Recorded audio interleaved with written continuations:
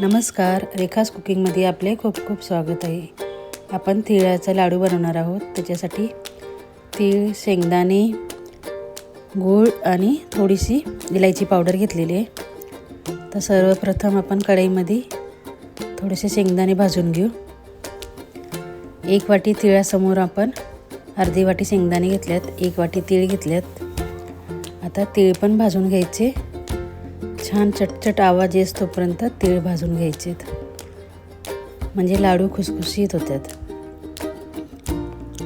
असे तीळ उडायला लागले की आपले तीळ भाजले गेलेत. थोडासा कलरसुद्धा चेंज झालेला आहे तिळांचा, बघू शकता. छान असे तीळ भाजून रेडी झालेले आहेत. ते आपण एका ताटात काढून घेऊ. आता त्याच कढईमध्ये आपण गूळ घेतलेला आहे, 1 वाटी गूळ घेतला आहे. तो मेल्ट व्हायला ठेवूया.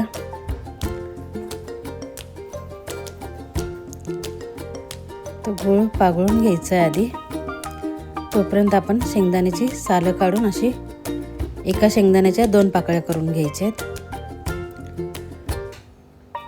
हाताने करा किंवा असं केलं तरी चालतं.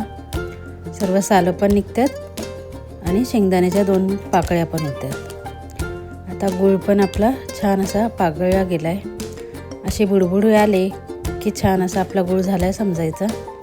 आणि त्याच्यात तीळ आणि शेंगदाणे, इलायची पावडर सर्व वस्तू टाकून घ्यायच्या आणि छान व्यवस्थित मिक्स करून घ्यायचं.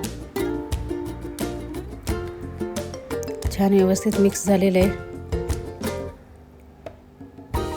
आणि थोडंसंच थंड होऊ द्यायचं आणि लगेच लाडू करायला घ्यायचं. नाहीतर काय होईल, एकदा कडक झालं का नाही मग लाडू वळत नाहीत. म्हणून थोडासा हाताला पाणी लावायचं आणि लाडू वळून घ्यायचे. तर छान असं मिक्स झालेलं आहे. गॅस कमी करू, बंदच करून टाकू आणि असे वेगळं वेगळं थोडं थोडं एक एक लाडू पुरतं काढून घ्यायचं ताटात, म्हणजे लवकर गार होतं.